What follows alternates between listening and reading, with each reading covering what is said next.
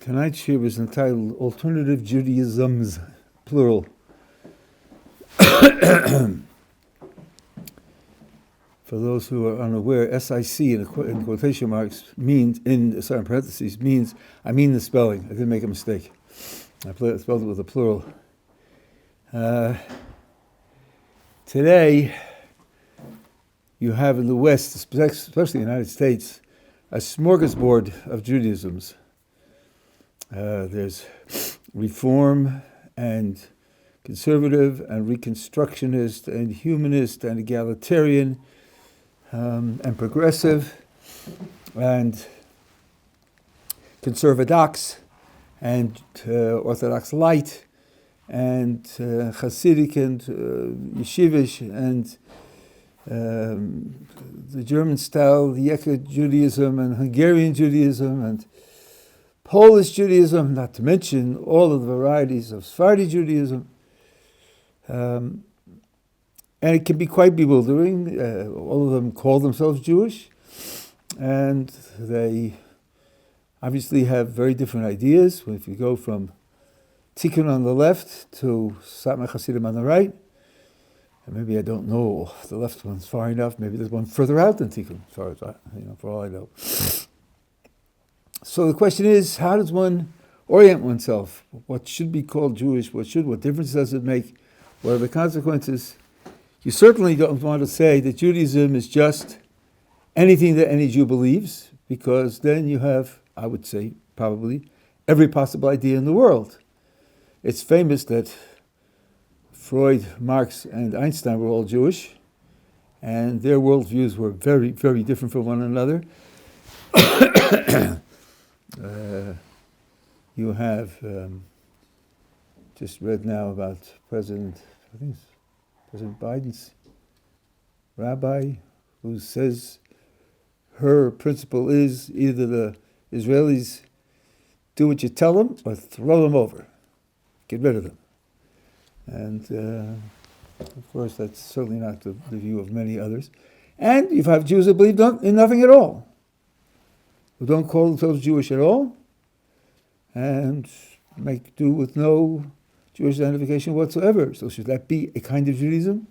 The empty Judaism? It makes it very difficult to end up with a concept that you can use, that's a significant concept, and it does some intellectual work. I have a suggestion. An Oriental principle, which I think is reasonably precise, okay, it could be rough edges, and it could be a little bit gray area, but I think it's reasonably precise. And it divides all the alternatives into two supergroups.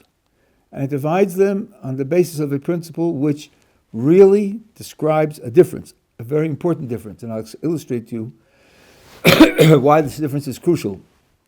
And then the different members within each supergroup vary in particular priorities or emphasis or style, but I think that they share an essence which deserves a separate name and a separate treatment. And the two supergroups are, number one, traditionalist, and the second one is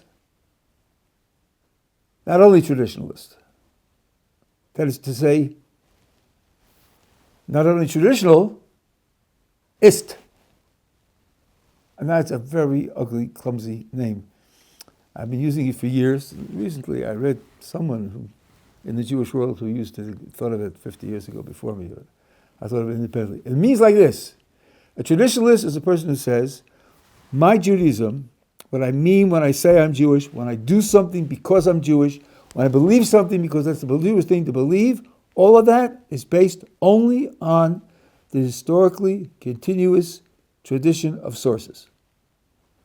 The Tanakh, 1,000 pages of the Bible, the Hebrew Bible, and the oral accompaniment that originated with Moses and it was added to in every generation, and the Jerusalem Talmud, and the Babylonian Talmud, the various compilations of Midrash, and the works of the Gaonim in Babylonia, and the works of the Rishonim in Europe, down to the present day. which includes a vast legal corpus and literary corpus, and it includes a mystical doctrine, ethical ideas. It's a vast but continuous corpus of traditionally associated sources. A traditionalist says, everything about my Judaism is defined and decided on the basis of those sources only. That's one group. Now the other group, you probably noticed, I didn't call them non-traditional or anti-traditional. That's not a group. Because to call yourself Jewish at all, you have to have some relationship to the tradition. If you have zero relationship to the tradition, there's absolutely no reason for you to call yourself Jewish. A person who had no relationship to the tradition wouldn't call himself Jewish. The word itself labels a relationship to the tradition. But this supergroup has as its principle that the traditional sources don't settle everything. They don't settle everything. Of course, there's a positive relationship to the tradition, but the tradition could be added to, or subtracted from, or transformed in ways answering to other purposes. What are their purposes? Whatever you think is important. That means that not only traditionalists, so that in other words, they're people who believe in not only the tradition. The tradition, yes, but not only the tradition. That's why the ISD comes at the end of not only traditional. And there, of course, you have many types. And at least at the outset, superficially, you might say there are many types within the traditionalist group, and there are many types within the not only traditionalist group. But since they differ with respect to this fundamental principle, there are certain conclusions you can draw about the two groups right away, just on the basis of that definition. First of all, a discussion between two people, one of whom is a traditionalist, and the other of whom is a not only traditionalist, is very likely to be talking at cross purposes, because the traditionalist has limited himself to a certain narrow base of sources, and only those sources are relevant to the discussion. Whereas the not only traditionalist, the door is open to anything he finds important: Greek philosophy, or Roman law, or Parisian fashions, or baseball, or chemistry, or whatever. Philosophy, whatever he thinks is important or relevant, will function as part of his definition of what for him is Jewish. So, if the two are having a discussion, if the not only traditionalist is true to his own definition of his Judaism, he will appeal to sources that the traditionalist will regard as irrelevant, as out of order. And at that point, the discussion will break down. So, the only way in which you could have a substantive discussion between a traditionalist on the one hand and a not only traditional on the other hand is if the not only traditionalist agrees freely on his part not to use some of the sources he thinks are relevant, some of the sources that he thinks are important. Then, if he's going to voluntarily limit himself to the traditional sources, there could be a substantive discussion as to what the traditional sources mean and how they should be applied. But that means the not only traditionalist isn't really presenting himself in terms of his own self-definition. He's limiting it for the sake of having a discussion. I'll give you an example. This comes from, I guess, 25 years ago now, or 30 years ago. There was a discussion in the conservative Jewish movement in the United States whether women should be accepted as rabbis. And the first step was to assign the Talmud faculty of the Jewish Theological Seminary, which is their institution of highest learning, to investigate the subject. And the Department of Talmud came back with the answer that according to the traditional sources, you cannot have a woman as a rabbi. So then they opened the issue to the entire faculty of the Jewish Theological Seminary. That means professors of history, professors of psychology and economics and all sorts of other subjects. And then they took another vote, and the other vote went in the opposite direction, and say that women could be rabbis. So people on the outside, especially traditionalists, were appalled. You assigned the relevant experts to the issue, and they told you no. And then you took a vote on the basis of other people who aren't experts in the issue, and then they told you yes, and you followed the second. Isn't that hypocritical? It's not hypocritical at all. Because for an NOT person, not only traditionalist, there are two questions. One question is, what does the tradition say?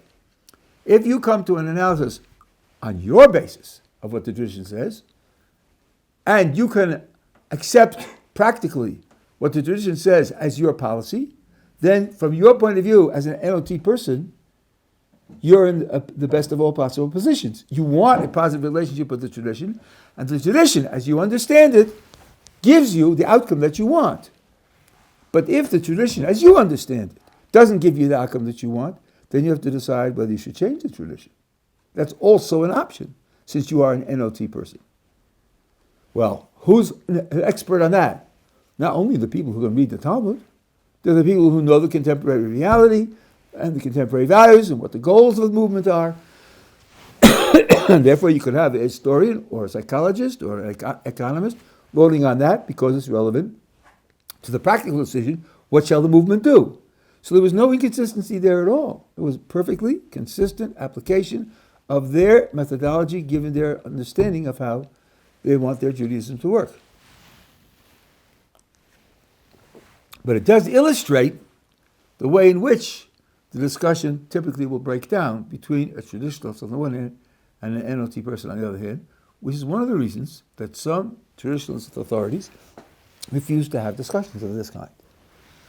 Because the NOT person isn't putting his position on the table, he's just shadowboxing with the traditionalist position. And you might learn something from him, you might have something to say that you didn't think of. But in the meantime, it's not a question of coming to a meeting of the minds, because even if you agree about what the traditionalist position says, he may reject it. So that's one general conclusion that you can draw. A second general conclusion you can draw is that the discussion between two NOT representatives is also likely to break down, because they will not agree on what extra traditional sources are relevant to the question at issue.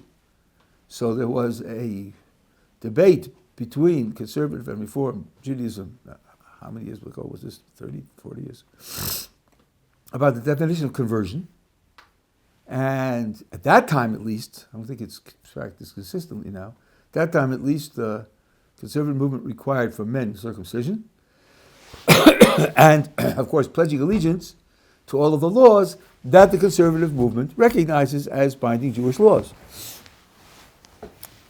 For reform, since they have very few binding laws or beliefs at all, at one point in time, half the rabbis that graduated from the Hebrew Union College and got positions leading congregations were atheists, and it didn't bother them. So for the reform, conversion consists in roughly agreeing to call yourself Jewish and paying dues to a Jewish congregation. And there were members of the conservative movement who said to the reform, you have removed all meaningfulness from conversion. And the reform response was, you rejected that part of the traditional definition that you didn't like, that you found that you didn't want to represent, and you kept 85% of the traditional definition. We also rejected the parts that we didn't like, and we kept 5%. It's just a question of what you want to do with your Judaism. In other words, they're both NOT movements, and it's not possible to have a matter of principle which says that you can only use these extraneous elements, you can't use those extraneous elements. There's nothing in the philosophy of the position that would demand any limits whatsoever. Having said that, I think there are limits in practical terms. Now, again, I'm quoting history from a long time ago, but there was a congregation in Cincinnati which at one point in time called itself Reform, and the Reform movement expelled that congregation from the movement on the grounds that they took out of their prayer book every reference to God, and over the Holy Ark in the synagogue, they put the word Adam, which means man. So, well, the argument was, Reform Judaism requires openness to the God concept. Openness to the God concept. You don't have to believe in God. You can be an atheist, but to expunge it from your literature and to declare yourself to have no thought, reference, consideration, discussion about God, that was going too far. And so they expelled them. I don't think also that there is in the Reform movement, I don't think there is, and I don't think they would accept any one of the various different Hebrew Christian movements, and they have all different names, I don't know all of the names, where they practice rituals which resemble those in the Torah, sometimes many more such rituals than other people, let's say in the Reform movement, but they fill them with their own meanings. For example, Pesach, you have the Seder plate with 3 matzahs. 3. Yes, there are those who say the 3 are the 3 different aspects of God that Christianity believes in, the Father, the Son, and the Holy Ghost. Does the fact that they use 3 matzahs on the light of the 15th of Nisan make them Jewish in any sense whatsoever? I don't think that the Reformed Jewish movement was going to accept them as Jewish, no matter what they call themselves. So in practice, there are certain limits beyond which they won't go.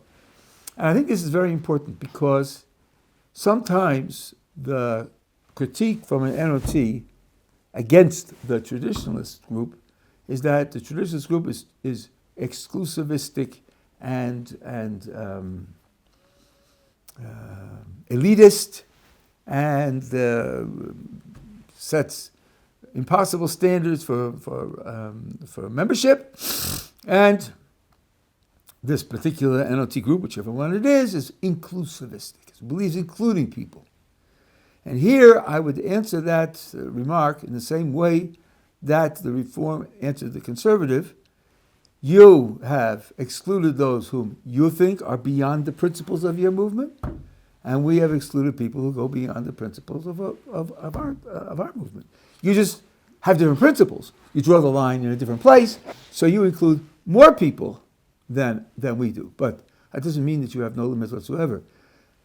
There's a congregation in Los Angeles with thousands of members, and a considerable number of them don't even do a Reform conversion. They're members, and they come, and they're welcomed, and some of them say, quite frankly, it pays to know Jews. It's good for your economic health. And so nobody asks them any questions. Intermarriage is fine. Nobody asks them any questions. So that's the overall division between the traditionalists on the one hand and not only traditionalists on the other hand. I think that the identification of the various groups is reasonably clear. I want to make a comment on one group I think which is somewhat misunderstood. I know it's so misunderstood because I misunderstood it myself for a while. And that's a group that's sometimes called modern Orthodox.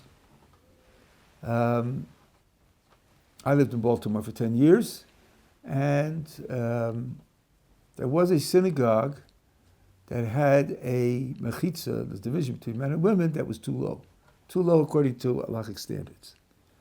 The yeshiva in Baltimore, in Israel, had a rule that its students could not teach in a non-Orthodox synagogue. And yet, some of their students were teaching in that synagogue. So I asked Rabbi Heinemann, who was the Mord Asra of Baltimore, with whom I had some connection, how could that be? And he said, you're making a big mistake. You think, well, their mechitza is too low.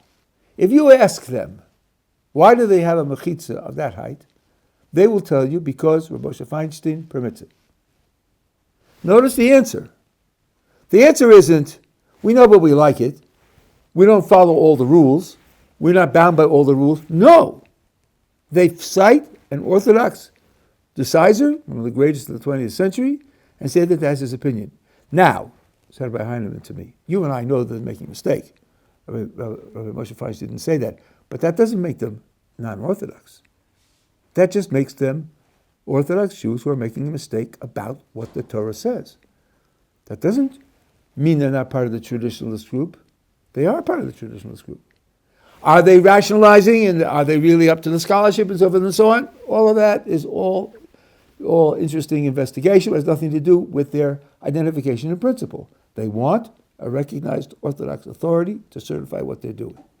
And by the way that issue was settled in that synagogue was every year they have like a yearly meeting of the membership and they decide issues for the synagogue. And that year, a lot of the people in the Orthodox community became members of the synagogue and paid their dues.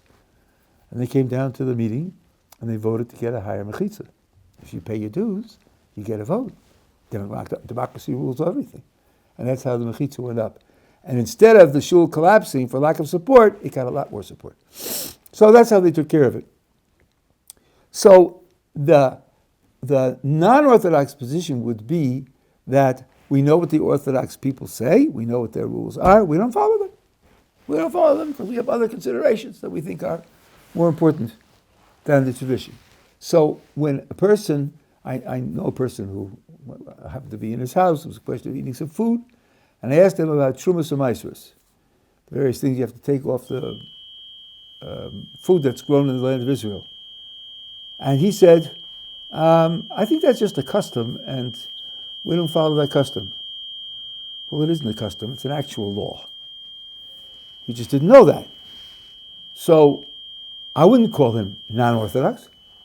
I would just call him very ignorant.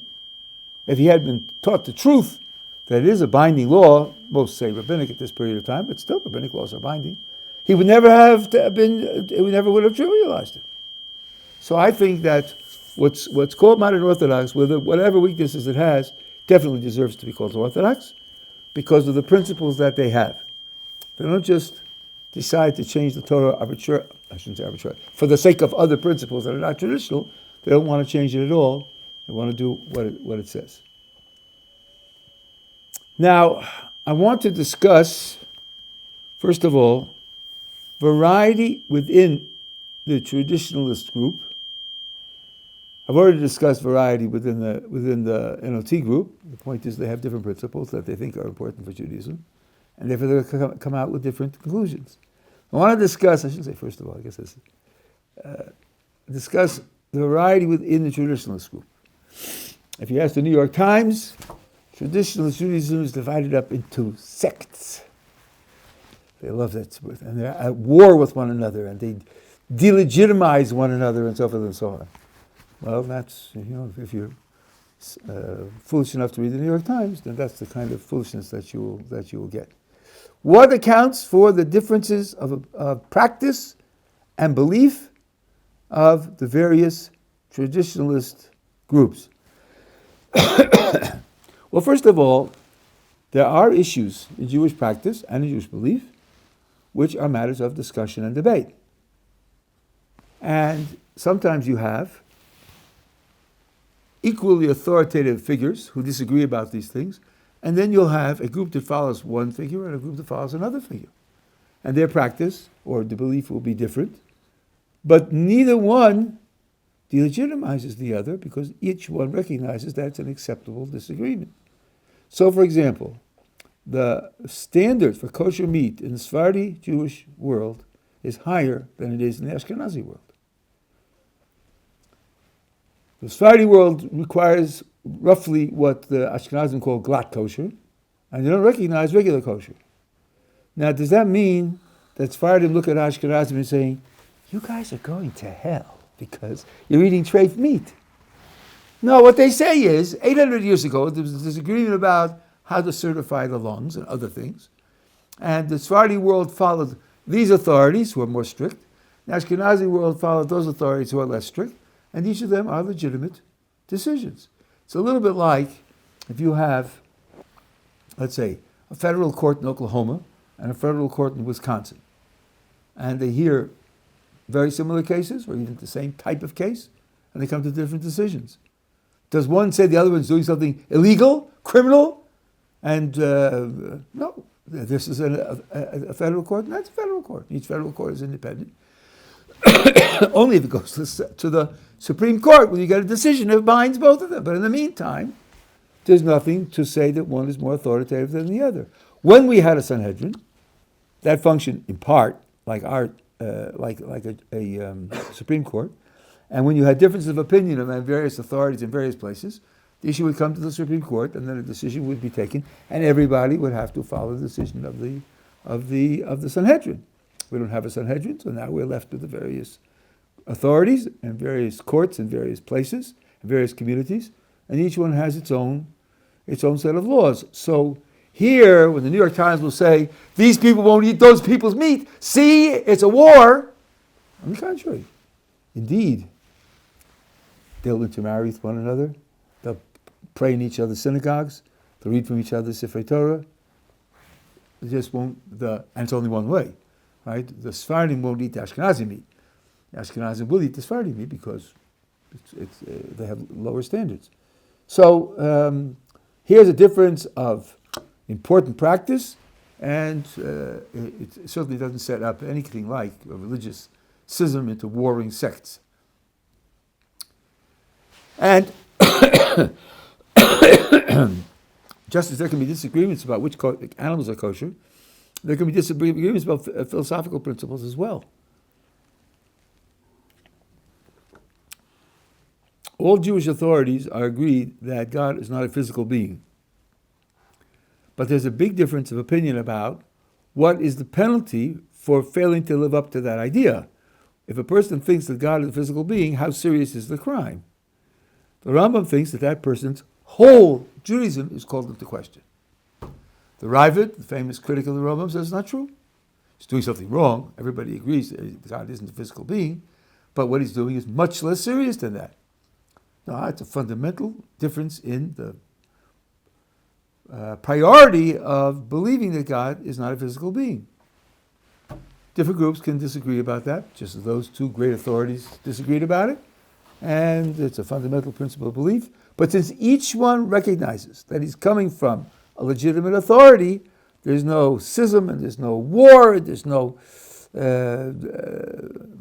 dividing into sects. It's simply a difference of opinion about a serious subject which hasn't been settled. Then there are customs. There are many things which are customs. Different groups are encouraged to develop customs with which they implement their Judaism.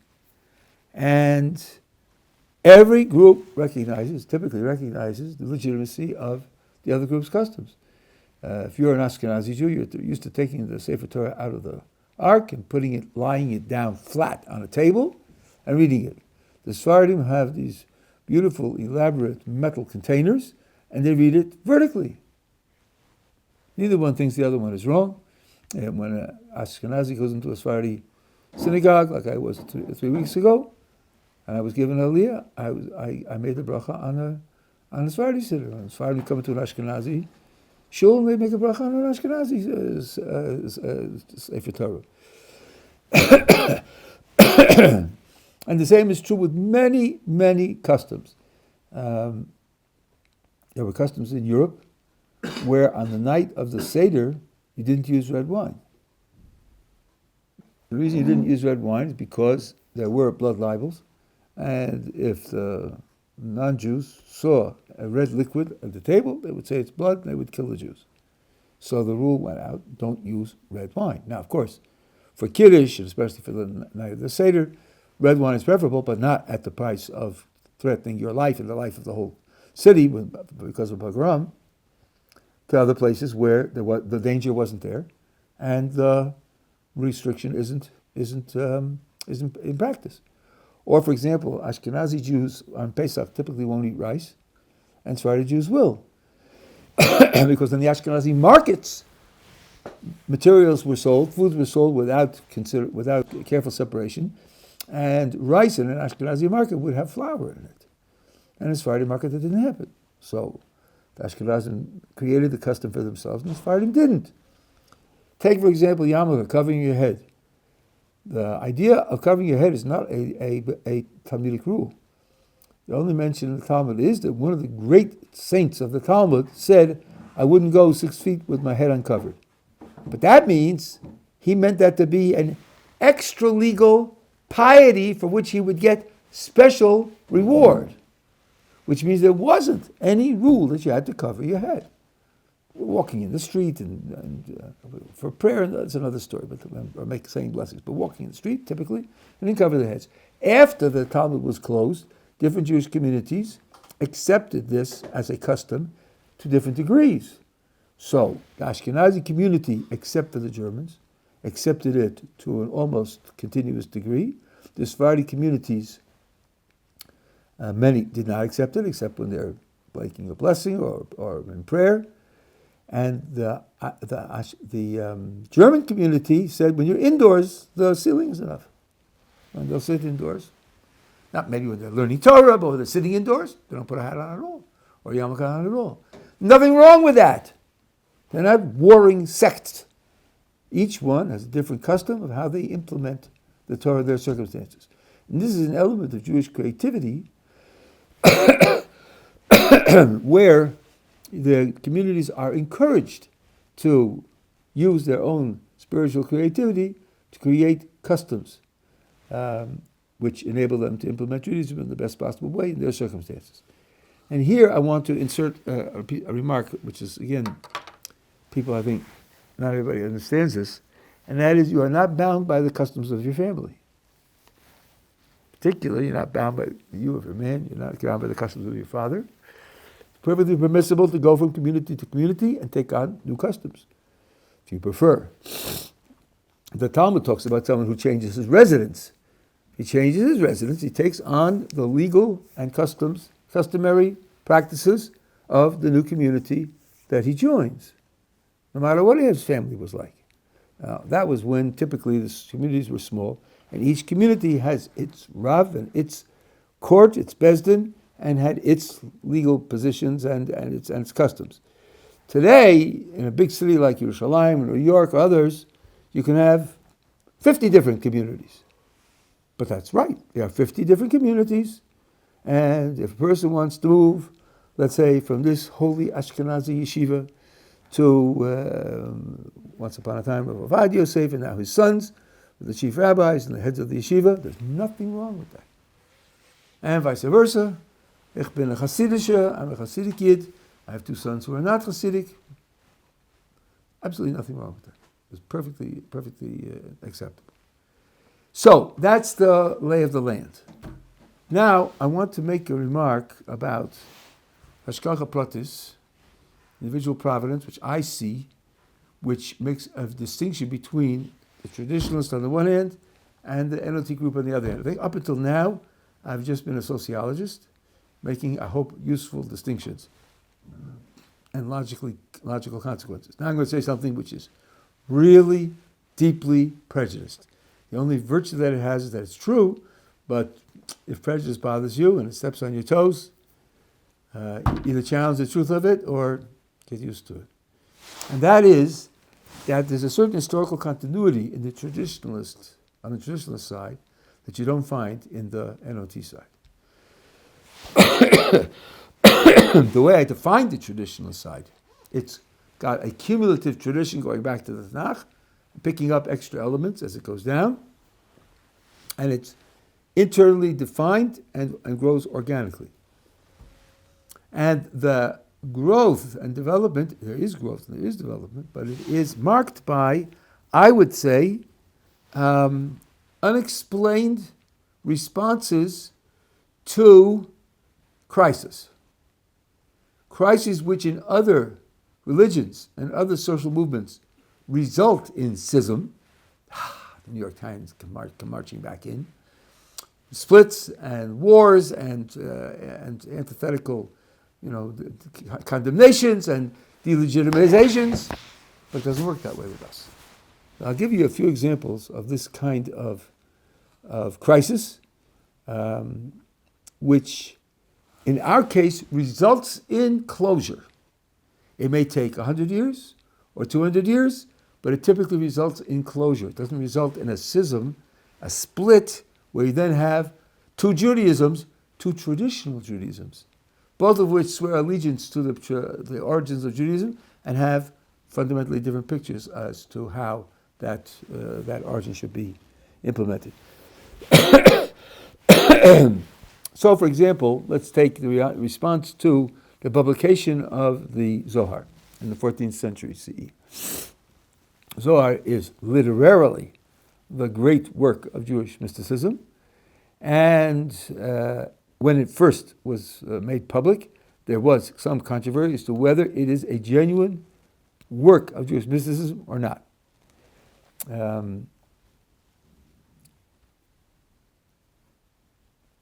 And that could have led to a Zoharic Judaism and an anti-Zoharic Judaism. Because those who felt that it wasn't a traditional work felt that it had no particular authority, that Moshe DeLeon, who published it, wrote it, he himself made it up, and he pretended that it had authority from Rabbi Shimon Bar Yochai and his school of thought, and that could have created a schism in Jewish practice, and Jewish thought, and Jewish self-identity. By the way, those who are worried about the Zohar and so on my blog, I have 2 articles from he's an expert who talks about this particular challenge and how it was resolved, and it's dealt with in great detail there. But that didn't happen. Within 150 years, almost the whole of the Jewish people recognized that the Zohar is a genuine document. What it means and how far it should be followed in terms of practical halacha, and what other positions there are on the various subjects, that's a matter of scholarship, and on that they disagreed. But to read it out as heretical, and to say that those who accept it are not really Jews, that simply almost completely died out. There is apparently one family left, one family out of 2 million Jews who apparently have such a view, and that is still a problem till today. But the vast majority and all the important branches accept that it is a source that has to be taken seriously. The Gaon of Vilna, people who are newcomers to Judaism, who think of him as one of the bastions of the Shiva world and one of the anti-Hasidic forces, which to a certain extent he was, are shocked to find out that he himself was a major Kabbalist. According to some, in his day, he was the major Kabbalist on the planet. And he wrote very important fundamental works in Kabbalah. A work on a piece of the Zohar, which he writes a phenomenal commentary. So the Kabbalah has made its way in, and there's been a closure of ranks behind the Kabbalah as something which is genuine, even though it threatened to break the Jewish traditionalist group into warring factions. Another 2 such crises were initiated by the Rambam. One was that he wrote a Shulchan Aruch. He wrote a book of practical law. Until his time, there was no such thing as a book of practical law. There was the Talmud, the Mishnah, and the Talmud. There were commentaries on the Talmud. The Rif wrote, according to the order of the Talmud, his understanding of how the particular piece of Talmud resulted in a law. But a book of laws, organized according to topic, was something that the Rambam invented, and excited opposition because he didn't give his sources. And he didn't give his argumentation. He simply said, this is the law. And he writes in his introduction, I made this book for people who can't arrive at the law by going through the Talmud and its commentaries on their own. So he didn't write to replace the Talmud. He simply said there are people who are stuck, and they're not going to get any law out of their study, and I'm writing it for them. That was very controversial. Well, today there are scores of codes, if not hundreds, and of course he won that war in great measure. Second is the Guide of the Perplexed. The Guide of the Perplexed was a very controversial work in its time, and there are those who opposed it on principle, in terms of some of the things that it said, and some of the sources that it used, or the way they thought the Rambam was using those sources. And that was more serious than the dispute about the Zohar. It took longer to resolve, but that also was resolved. And everybody came to realize that the Moreh Nevuchim is a work of a great scholar, a work of great scholarship, and, like everything else in Jewish scholarship, it can be opposed. The Ravid, the Gaon of Vilna, writes in his commentary on the Shulchan Aruch that, in respect to a certain item, HaPhilosophia ha'arura hit aso, the cursed philosophy led the Rambam astray. And people who have no Jewish education say, see, the Gaon of Vilna opposed the Rambam. Absolute nonsense. Absolute nonsense. He quotes him hundreds of times in his commentary on the Shulchan Aruch, and he gives him the highest honor. In this particular item, he disagreed, and disagreed vociferously against him. That's the way Jewish scholarship works. Jewish scholarship is great respect to the person and no mercy for the position if you feel the position is a mistake, which I think is the highest level of real scholarship. In particular, the ability to criticize someone shows how seriously you take him. Number one, it means you think that his views will have influence. And number two, you think that he was as committed to the truth as you are. And if he made a mistake, he would want it to be publicized because he doesn't want to mislead anybody. So those were three crises which could have split the Jewish people and in the end didn't. And I think there are others as well. And I think that this is a lesson that people have to learn with respect to the biggest current crisis, which has created divided opinions within the Jewish people, not to jump to the New York Times conclusion. Yeah, the New York Times is one of my common whipping boys, and I'm not apologizing for it. They jump to the conclusion that this means there are two Judaisms and they just delegitimize one another and so forth and so on, and not to look forward to an ultimate reconciliation. What issue am I referring to? Zionism. We have branches of traditionalist Judaism which are committed in some sense to something they call Zionism, and there are others who are committed to something else that they call Zionism, and there's others who are opposed to anything called Zionism, and it definitely has excited controversy, and I would say that it probably qualifies as a crisis, but the historical record of crises tells us that we should look forward to the time when there will be a consolidation, not to looking forward to continued deterioration of interaction and relationships to an ultimate delegitimization, because the traditionalist camp doesn't suffer that kind of outcome. By contrast, the NOT supergroup has attrition.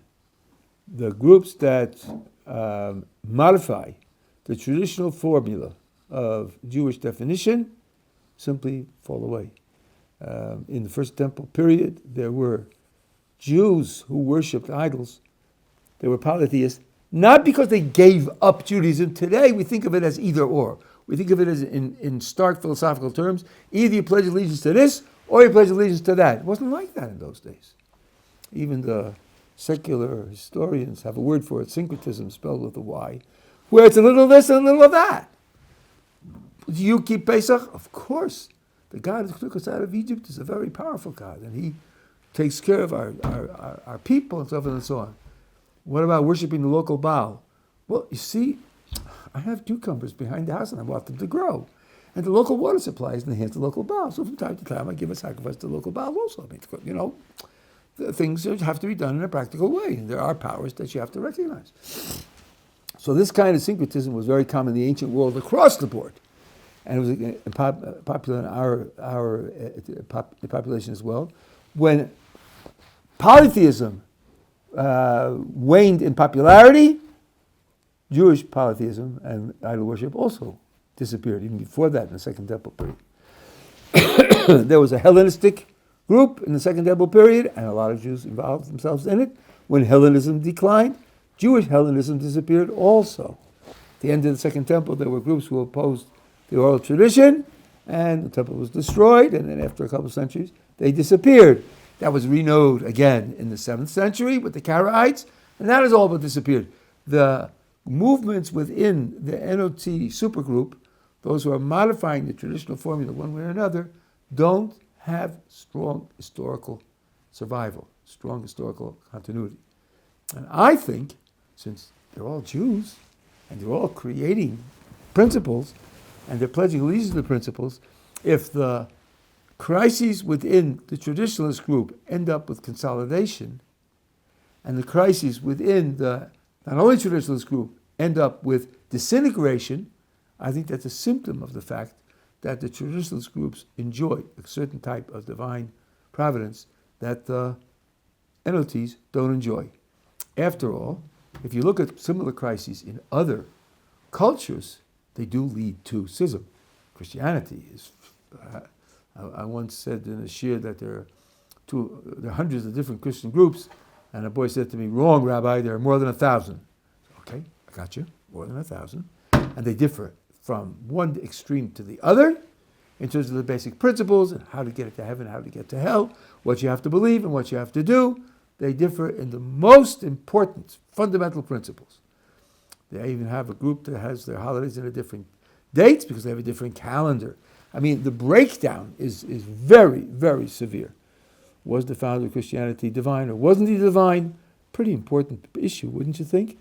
They're not agreed upon in that. And you should see what one group writes about the other.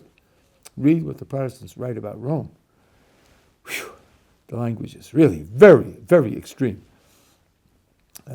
So that's what you should expect. That's a historical group in the last 2,000 years. We're 3,800 years old. For the last 2,000 years, and a group that had whole nation states under its control, and still a gigantic breakdown. We spent 1,900 years in exile, and exile under the pressure of different host cultures, and it didn't have a breakdown of that type. So I think that's a symptom of the fact that there is hashgacha pratis in the traditionalist group that isn't in the NOT group. So that's an introduction to the smorgasbord of various Judaisms, some orienting principles, and I'll leave it there. Good. Thank you very much, Rabbi. You're very welcome.